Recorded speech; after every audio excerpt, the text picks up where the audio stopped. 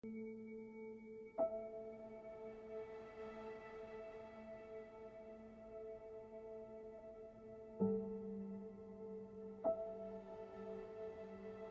and gentlemen, welcome back to another episode of History of Gaming Mass Effect Andromeda. Today, we have to have a conversation, chat, and viewers on YouTube, we have to have a conversation. After the stream yesterday, or in the last episode, you saw there at the tail end that when I was landing on the planet that the Krogan missions take place on, I forget the name, it's like Elendon or something like that. There was a graphical glitch that tore across the entire planet, and also there was what seemed like a wind that was pushing Ryder down and backwards and stopping him from being able to move. Within that stream, we did zone out, reload saves, leave the planet,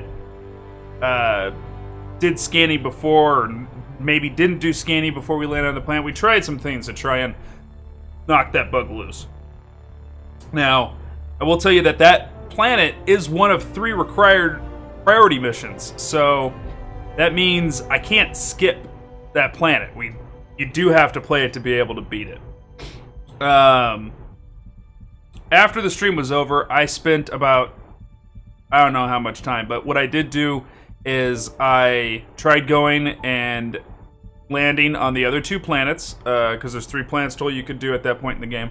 I landed on the other 2 planets, or landed on one, went back and tried the original planet with the glitch, still glitched. I went to the other planet, came back, still glitched. Went to both planets, it glitched. I went all the way back to Eos, the first planet you habitate, and came back, still glitched. Something else that I tried to attempt to resolve this issue was swapping out my party members and pulling in different party members. I took Drac out, and I took out Vetra and pulled in other party members. I also swapped out a bunch of my gear, unequipped myself, went in almost as naked as possible, as few weapons and armor as possible. You have to have armor on, but basically, I did everything I could. I manipulated as many variables within my power as a gamer as I could to get that game to work. And the reality of the fact is everything I did, the planet still glitched. Now, here on History of Gaming, I'm kind of torn because I want to give you guys the history of game story, but also its development. And so whenever we run into technical issues, I feel very obligated to push through those technical problems no matter how frustrating it is. Some of you guys might have been here for the History of Gaming Metal Gear series, where Twitch deleted entire episodes. We're talking 40 hours of content got deleted that I had to replay. There was Elgato crashing in the middle of a cinematic that I couldn't pause, so then we had to patch that in with some YouTube video and then go back and play it for real later and then overwrite that. There was a lot of things that I've done to muscle through, and to be real frank, my goal here is to share this stuff as much as possible with as many viewers, and replaying content I had recently played really killed my viewership. People didn't want to rewatch all of Metal Gear 2 Solid Snake and all of Metal Gear Solid Twin Snakes again. But it was important to me as part of History of Gaming to make sure that I did that, because that's part of the integrity of History of Gaming. So my initial response was to come to this. Can't remember the last time I saw a game-breaking glitch. I'm quite disappointed in seeing this modern game, you know? Exactly, Mountain Dew, I completely agree.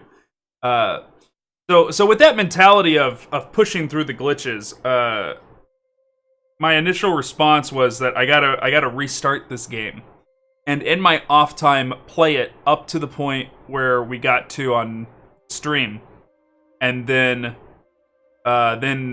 muscle forward. But then I thought about it. Here's the difference: is with Metal Gear, all of the glitches that I encountered was with my streaming or recording equipment. Wasn't with the game. And I don't have that much free time to be able to go through and replay everything we've done on Mass Effect Andromeda, which is close to about 20 or 30 hours so far.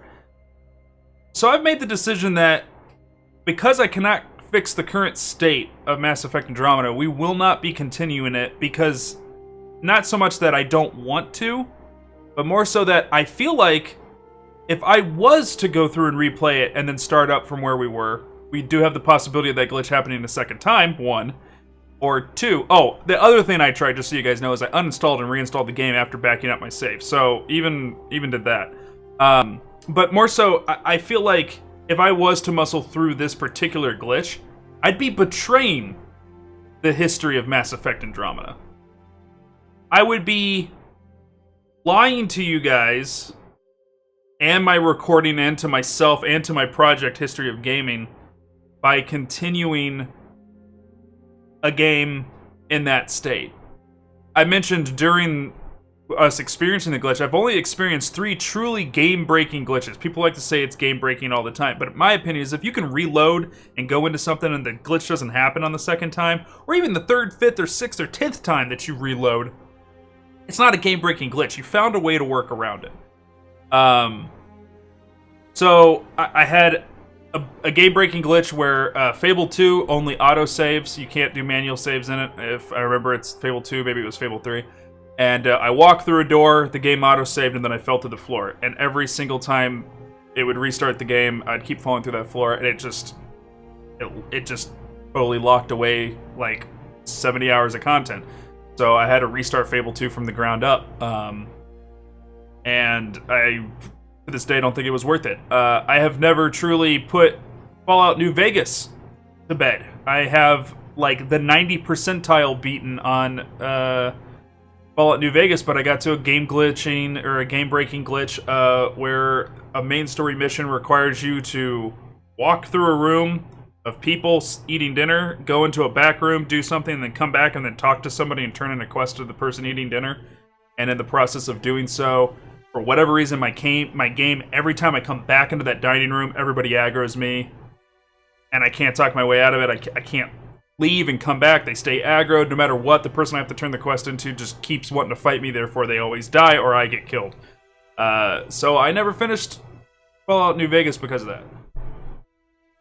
And here we are with Mass Effect Andromeda. The reality is those 2 games, I either went through a lot of pain to replay a game that had a game-breaking glitch and I regretted it, or I never finished a game that had a game-breaking glitch because I didn't feel passionate enough about the game to do so.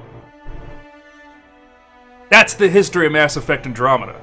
So many people haven't finished this game because of the glitches, because of the facial animations, because of the massive problems with it.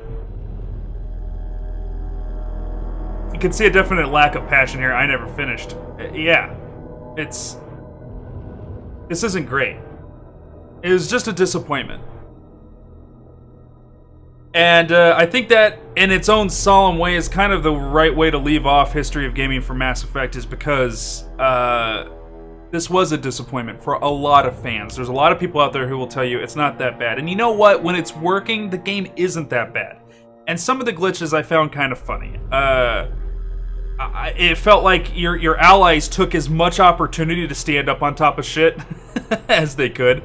And that's kind of funny. And there was a lot of glitches that didn't concern me that were fun.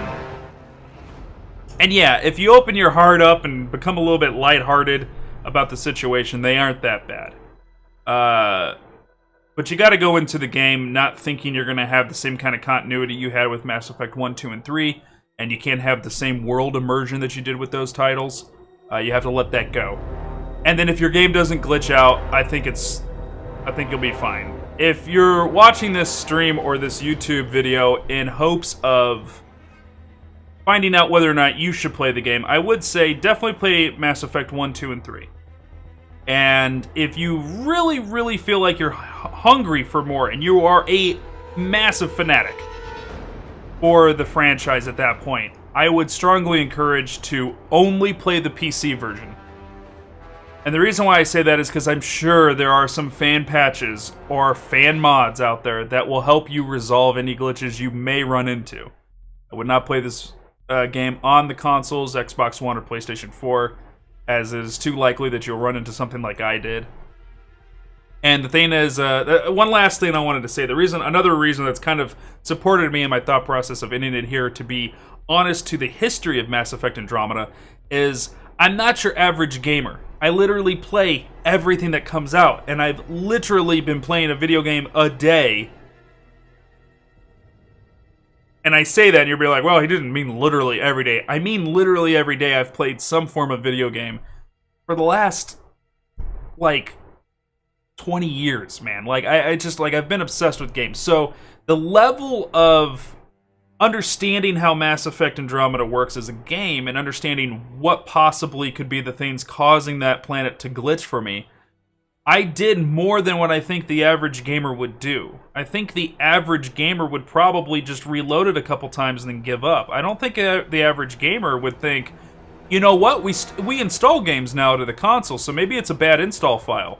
I don't think most gamers would think, you know what, maybe it's the fact that Drax's coming on the mission. Maybe there's something about him in this landing sequence that's causing the world to screw up its assets. A lot of you watching probably thought those things and probably tried those things, so I'm not trying to insult anybody's intelligence, but I think that if we're talking about everybody who picked up Mass Effect Andromeda and played it, I think less than 50% of those people would have thought of these things to attempt those fixes for this. So I feel good about putting it to bed. I feel bad about cheating on History of Gaming, because the intent is to finish the game and show you guys the whole story of the game. But I have to say, I think I gave it my best effort. So if you guys got any thoughts or opinions, please let me know. What were your guys' thoughts about that glitch? How bad did it wrap up this series? Or do you guys really think it deserves a better chance than what I'm giving it?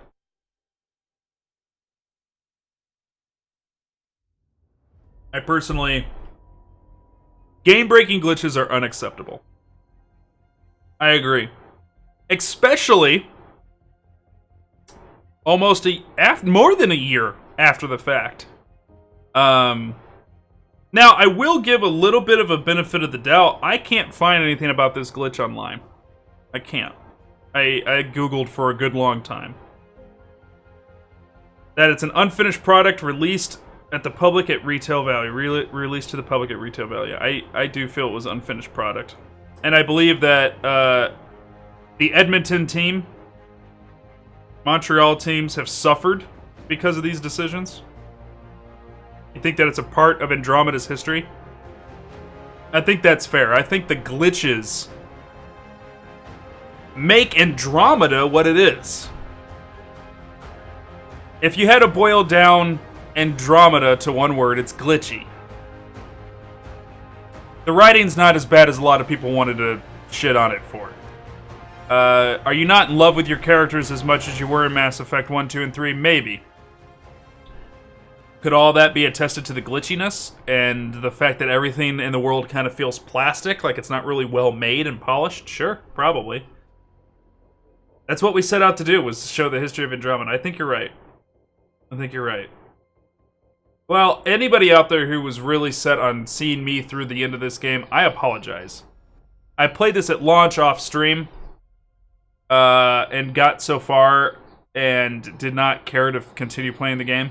And I definitely got farther and gave it a good college try here on History of Gaming. I feel like I gave it my best shot, but I do not have the time to replay what we've already played. And I have not found, and I gave it a good hours of attempts last night to try and finagle this thing into working for me. I even loaded up, my wife was playing it on Xbox One and I was playing it on PlayStation 4 when it originally launched, so I do have two copies of this game. I even installed this on my Xbox One last night and downloaded her old save file to see, was she close to where I was? And I was going to try that. That didn't even work. They are a part of this game's development and release history, and it's unfair, the parameters that were given to BioWare Montreal for this, but I don't know. So, how does it end? Ryder wins and beats the bad guy Ket leader? I have no idea. We're just gonna Google it real quick. How does Mass Effect Andromeda end? The final ending of Mass Effect Andromeda. In the final ending of Mass Effect Andromeda, Scott Ryder needs to defeat the rogue remnants and all the Ket enemies in order to make Andromeda safe from the Ket attacks. Includes the final boss fight with the Remnant Architect. Alright, so the Remnant become more of a bad guy in the end than the Ket. And there you go. Remnant bad guy. Maybe because the Ket manipulated the Remnant. So, what's up, Gear Case? We're wrapping up History of Gaming Mass Effect due to a game-breaking glitch. So, yeah, I'm going to wrap up this episode for the YouTube. For those of you that are here live for the stream, we'll be definitely playing a lot of games today, so don't go anywhere. But I want to, one, apologize to anybody that was hoping I would get through all of Andromeda. And the short version answer to why I'm not doing that is it broke beyond repair, and I am too far into the game for me to replay myself up to that point. We have too many games coming out, and I got too much other things. I got too much other stuff on the docket for History of Gaming to get through. Belly gifted a sub to Nightbot. Thank you, Belly. The support's the same nonetheless, even though Nightbot won't get the use out of it. Here's what we'll do. The welcome shout out that my bot does, I'll throw an emote in there. How about that? Let's throw a welcome emote in there.